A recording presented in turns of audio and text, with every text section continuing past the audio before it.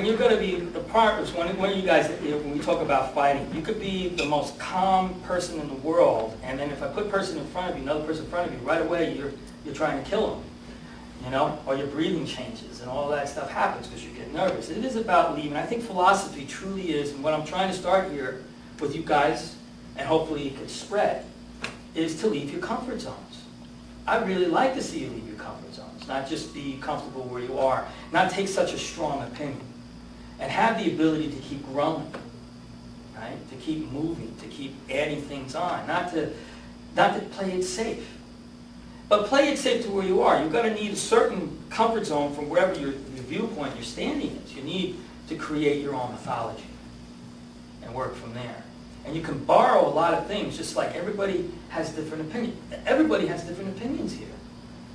You know, the reason what makes an organization strong, we'll say, well, we won't talk about organization, but we'll just say an organization, whatever that may be, is they have more members that all think the same way, and they have one person that they follow.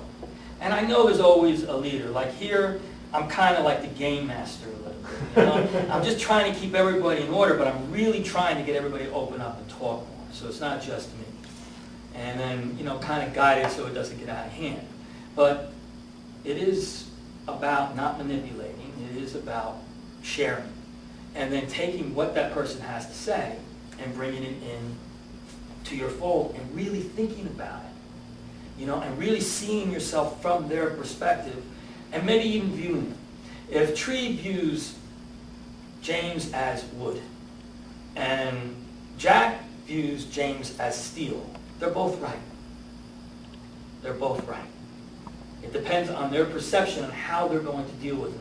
We build models for us to work from. You're all building a model, your own model, to work from it. It's what you want to do with that model and what you add to it that's really going to make the difference. So I wouldn't look, if somebody said to me, well, what is James? Because, you know what James is. You know, I don't know what James is. It would be whatever his perception is, or whatever his perception is, but whatever they're saying he is. That's all that matters. Now, we may agree in the model that James moves more like wood than he does like fire, and I may be able to make them see that. But it's really how they're going to gauge it.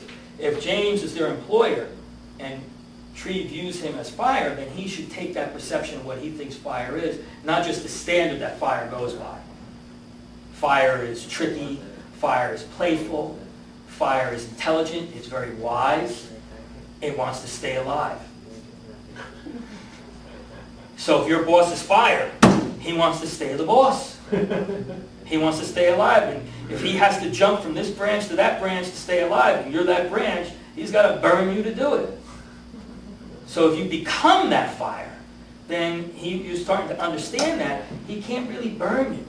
And then from there, you may be able to introduce other things into it and also understand his fear, and why he feels so alone.